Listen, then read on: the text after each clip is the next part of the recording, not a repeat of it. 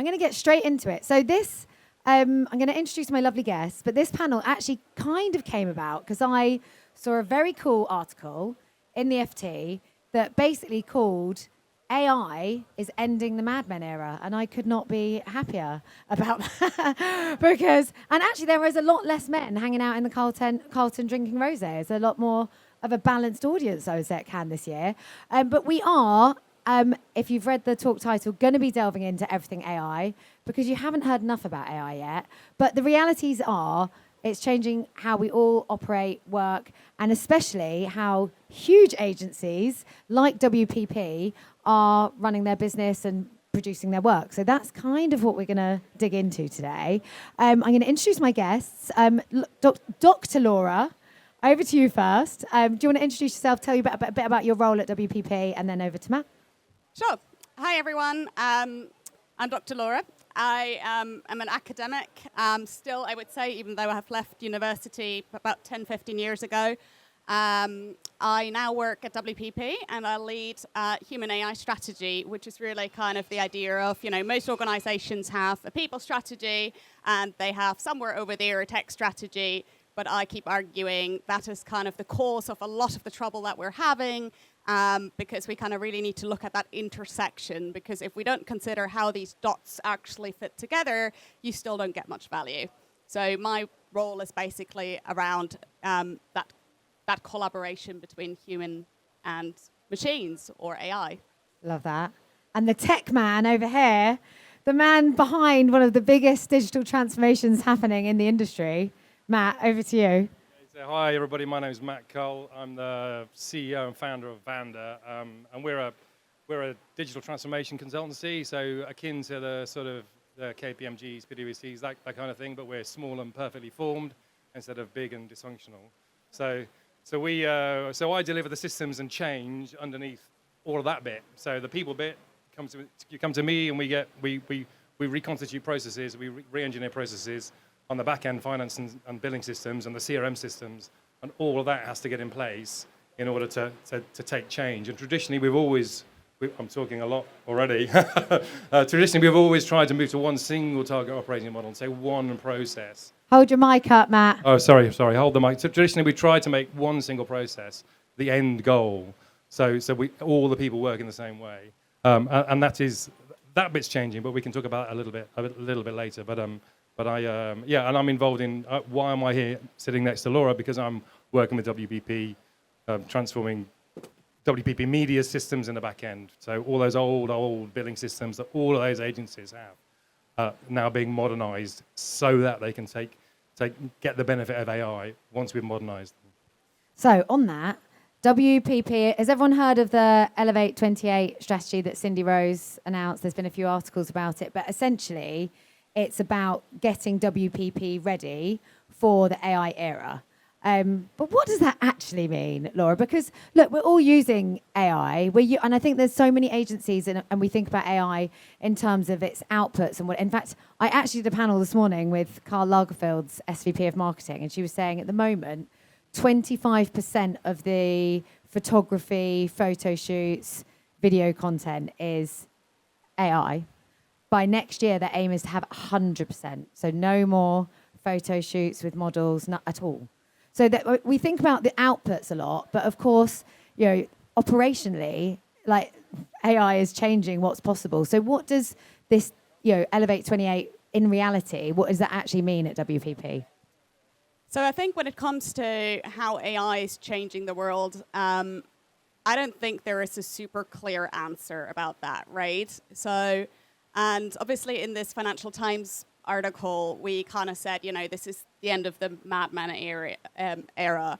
And while I think, there's certain things that come to an end, we have less cigarettes, we have less secretaries, we have less suits and so on. I actually kind of, think that we need to, I don't actually think we are yet at the end of that.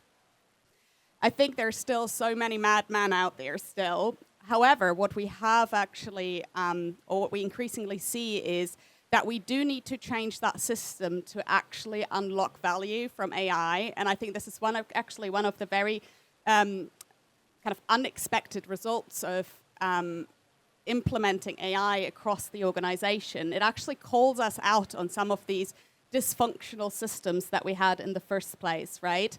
So I always say, AI is changing the economics of work, and some things that we kind of moved from a world where it was all about, doing the things, and then we moved to a world where it was all about knowing the things, and now it's about, really kind of knowing what matters, right? And that's a very different kind of value, and the way that we're creating value is quite different. Time is no longer money, right? So that all has huge implications on like operating model and how we think about work and how we design work, right? Also, obviously, WPP, we positioned ourselves as part of Elevate 28 as the trusted growth partner. And I actually think this concept of trust is really interesting because I think it means something quite different now than it used to like 10, 20 years ago. So we kind of moved from a just trust me, right, because I have reputation and authority, and we're just going to do stuff in, behind closed doors, and you just could deliver on that, to show me. Like, our clients want to know what we're doing, right? They want that transparency. They want to see the processes. They want to see how we make decisions. They don't want to see, only see when do we use AI. They also want to know when do we not use AI. So the concept of establishing trust and what we actually do when we do that is quite different now.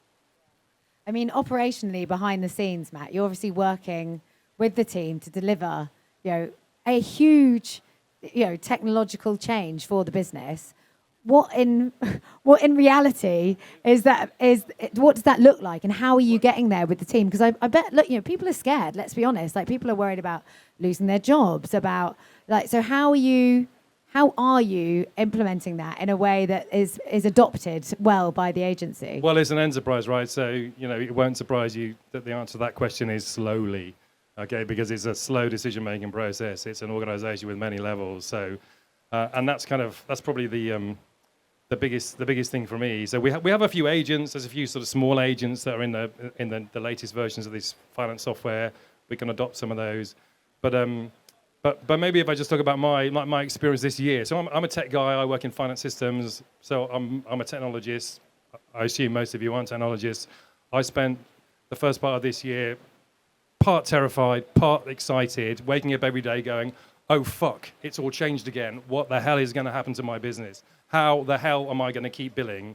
How do I deliver for my clients? And I didn't sleep for more than about 4 hours a night for the first 3 months. And I downloaded OpenClaw. You may have heard of OpenClaw, you may not have. I installed OpenClaw.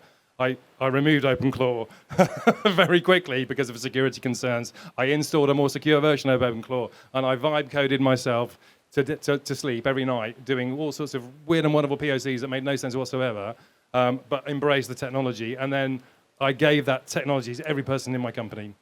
And that's a crazy thing to do if you're WPP. But if you're 50 people, everybody in my team, I've got technical people, I've got functional people, I've got project managers. You're all developers now. You can all write code now. You can get Claude Code, you can go to GitHub, you can download any bit of code, and you can code up out of anything.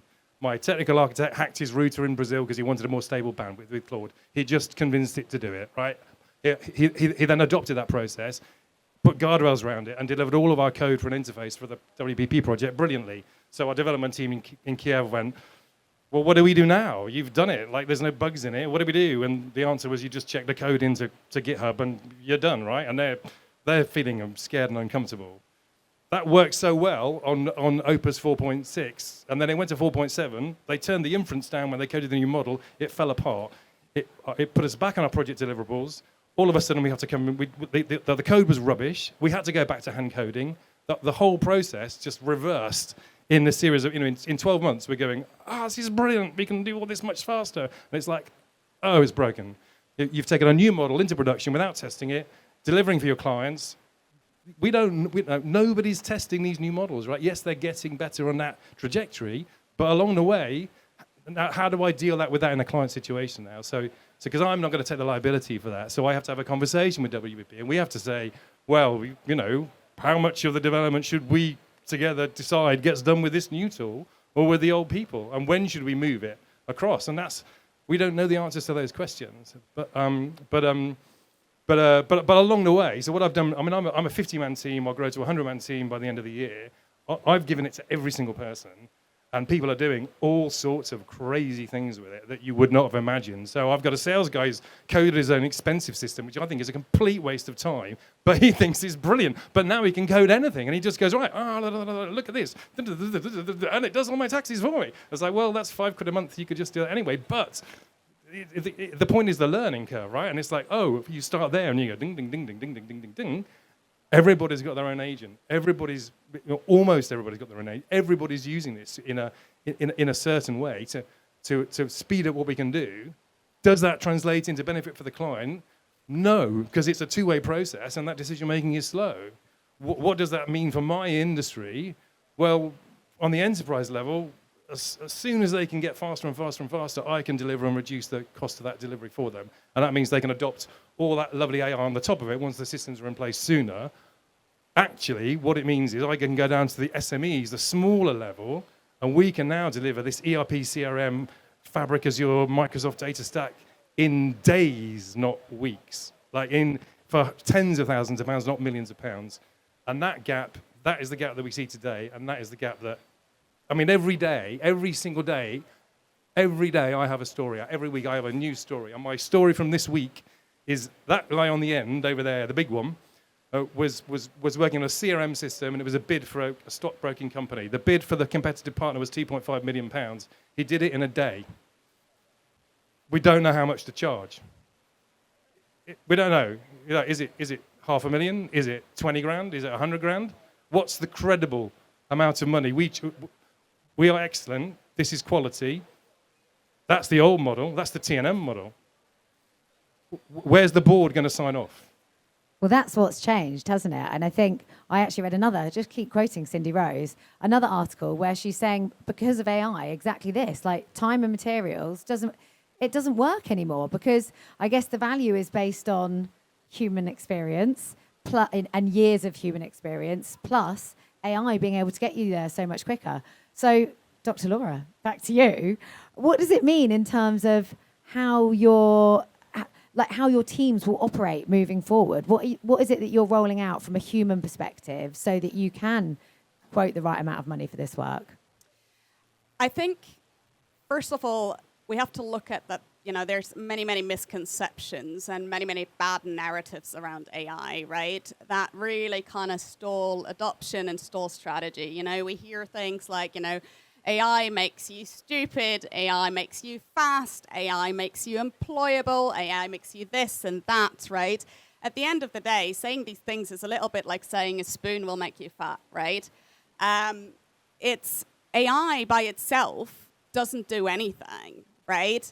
And so we always kind of have to look at AI is, at the end of the day, an amplifier, right? So it makes good things better, and it makes bad things worse.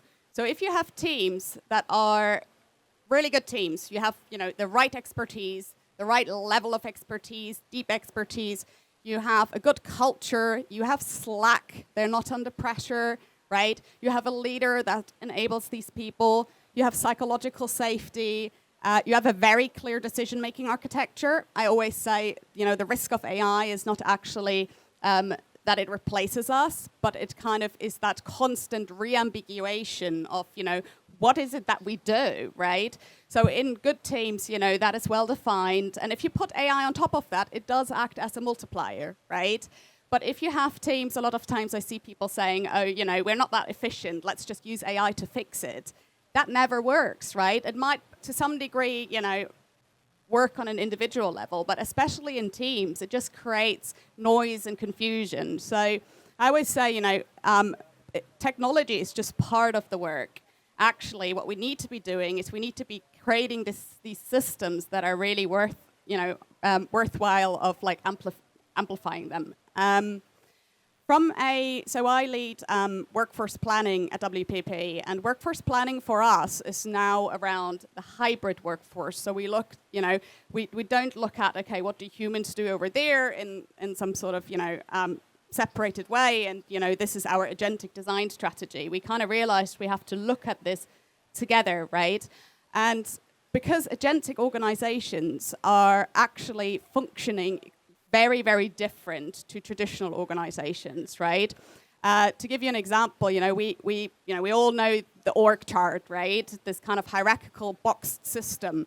AI scrambles that entirely, right? It requires us to work in these kind of much more agile, pod-like structures where we come together cross-functionally. It requires us to have a flat culture and so on. Also, we have this new workforce, like AKA the agents, right? And that just brings everything kind of into a scramble, right? So the question for us was, how do we equip our people, our leaders, as well as our people to actually kind of work in this new way? And what is the anchor? Because traditional job titles as well as tasks can't be the anchor anymore because they're too fluid, right? They get automated, they get augmented, or they go away all the time, right? So what is the anchor? And at the end of the day, the anchor is outcomes, right? And then attached, how do we get to those outcomes, is decisions, right? So everything that we do when it comes to making decisions around the involvement of our humans or our AI technology, we started to look at through the lens of what decisions we need to be making, what decisions we're happy to give away to an agentic workforce, and what decisions need to remain with us.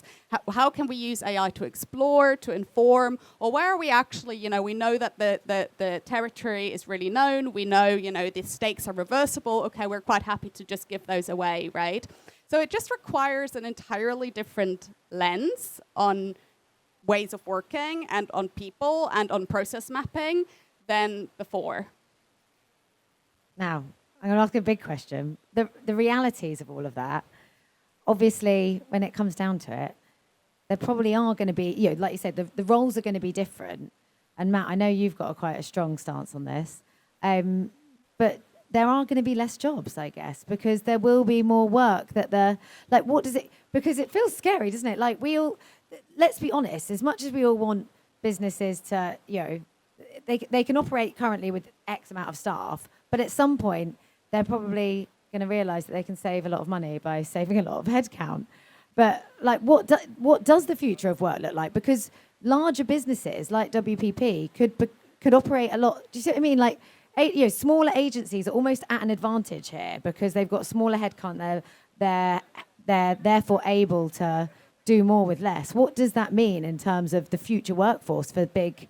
Is an enterprise business still going to be however many thousands of staff, or because I think that will go. Well, out we don't window. know. Nobody knows, do they? We've never seen. So far, we don't have an example of technology ever in history that's given productivity and made jobs disappear. We've just created new jobs, and that is that's the data point, right? So that's the data point we have. Yes, this technology. Well, I think it's maybe another view, right, on the decision making. So two things, right? So generative AI. It's not intelligent. There is no agency. Generative AI is a next word predictor. It's a probability model. It trains on all the words on the internet and works out the probability of Mary had a little dog or Mary had a little lamb. That's what it is, right? So that's not intelligent. There's no intelligence whatsoever. We talk about back-end systems or finance systems or CRM systems. Like, what is the use of a probabilistic next word generator interrogating your finance system? What's the next word you want to come out of your finance system? Do you want the probability of the finance reports to be 100% deterministic or not 100% deterministic? So the answer is it's a zero application to things where you actually want it to add up. It's the wrong tool, right? So we accelerate these processes, but where we need a deterministic outcome, we use a good old-fashioned deterministic tool. Like agentic, that's workflow. We've had that for decades, right? So you put the agency, it has a workflow. So, they understand what the technology is, then start to understand how to apply it. It's brilliant when you give it the right context and the right skills and the right hooks, and you go, I had a contractual dispute with my landlord in Mexico. I do not speak Spanish.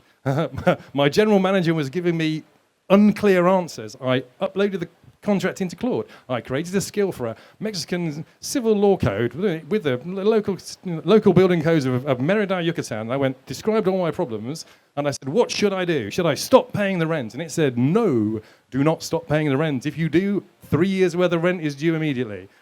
I told my general manager to not start paying the rent. I mean, that in itself is that saved me so much time and effort. So I didn't even have to speak to the Mexican lawyer, who don't ever have to, I hope you never ever come in contact with the Mexican lawyer, because you never get the same answer twice.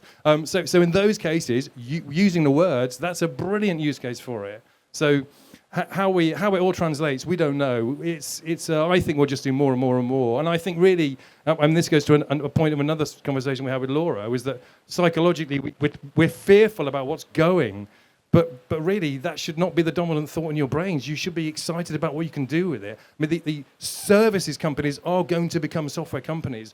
Your systems, you've got finance, you've got CRM, you've got blah, blah, blah. So these are these horizontal applications that don't really suit anybody, that you have to integrate into all your things. That should become one new big agency system, end-to-end coded, from start to finish, that suits all of your use cases. And then you can, build on top of that and actually get you spend years integrating all of this stuff together with APIs and this and that. Every time you change your system, you go, I've got 10 more things to integrate and I can't get the information out of it. So these, that's gone now. That's going very quickly, and that gives you, you as a SME type agency, you can get enterprise tools so fast, and you should be able to scale so fast. You should be going, we can compete with all these big agencies. We can identify, or we can automate everything we do, take on the tech that allows them all the good reporting, and we can go woomph. That's what I see. I see that as the mega opportunity.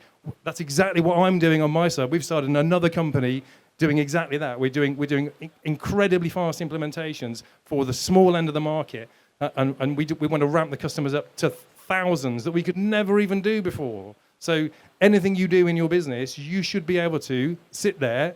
Maybe you need some people like us to come and help you guide the way, but you should be able to work how you can automate and how you can create much more volume with what you've got. But it's no point automating the front end if the back end is not ready, right? So you've got to have those two in tandem.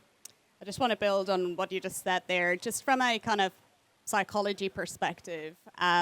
Especially in kind of situations of ambiguity. And let's be honest, that's just what we are all the time now. Like, that's just the new now, sorry.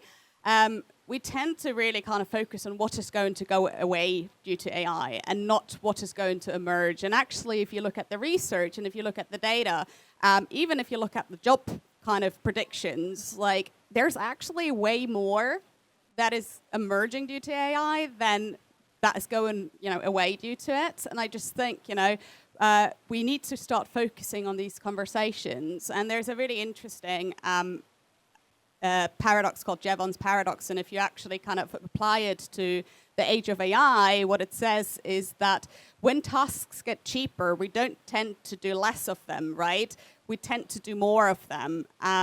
So at the end of the day, we find actually, if you kind of ask around in your company, are you less busy? Do you do less work? Do you feel less stressed? I very rarely get an answer of saying, yes, it's due to AI. I have a wonderful life now, right? People have more cognitive load and so-called brain fry than ever before. And that's also because we underestimate humans. What happens if the floor raises for everyone, right? Humans feel compelled to raise the ceiling, right? They feel compelled to do better. They feel compelled, they're not happy with that essay that comes out of ChatGPT or Claude or wherever. They start using AI to not only fill in gaps and to be faster, but to be better, right? To reimagine. Because we see that value is not in just doing what we always did faster. Value is in doing new things. It's in connecting the unconnected. It is in, innovation. We're going from a knowledge economy to an innovation economy. And people will just try to lift the ceiling, right? So I always say, AI was supposed to make work easy, but it actually took away the easy work. And I think when you think about work design, you really kind of have to take that into consideration. Because if people are burned out, if they're under stress, if they, keep trying to reinvent the wheel, which is good to some degree, but without guidance and without possibly being rewarded for it, right, then that's a problem. So we at WPP, we kind of talk a lot about this concept of space, right? AI gives us speed, and that's wonderful. That's, to quote Michael Porter, that's your organizational efficiency, effectiveness. But that is not strategy. Strategy requires differentiation, and it requires that you have a competitive advantage. And that sits in the space that AI creates. And it is your strategy if you decide, we're going to use that space to do exactly what we do, and we're just going to do more of it, right?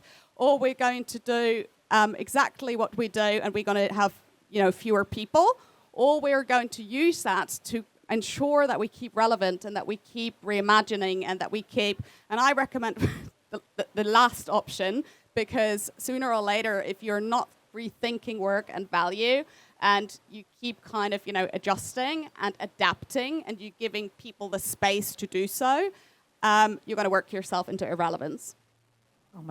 It's amazing. I love AI, but it's also so scary because it's changing everything, and it's changing at such a rapid pace. I think I saw, I think AI has been adopted by 100 million people in like 3 months or something. Like, it was the scale compared to anything we've ever had from a technological point of view is incredible. Now, I think I'm at time, 2 minutes. I'm going to give you guys one lasting question to give some insight and action for our audience. One thing for the agencies in the audience, people running their own businesses in the audience, what's one thing when it comes to AI and adopting the right technologies that they should go and do?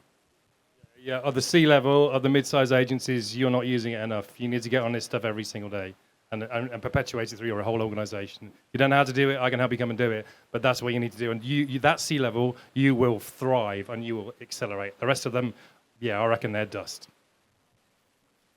Focus on value. Start with value. Don't start with the technology. Start with value and think what you need. And technology isn't the solution. And try to think about the conditions to make your best resources, whether those are people or technology, work, right? Pure adoption, the best technology or the best people, that's not going to give you any value. You got to create and invest in creating those conditions for value creation. Create space for your team to go and investigate. That's what I say. Thanks so much. Big round of applause. Matt and Laura, thank you so much.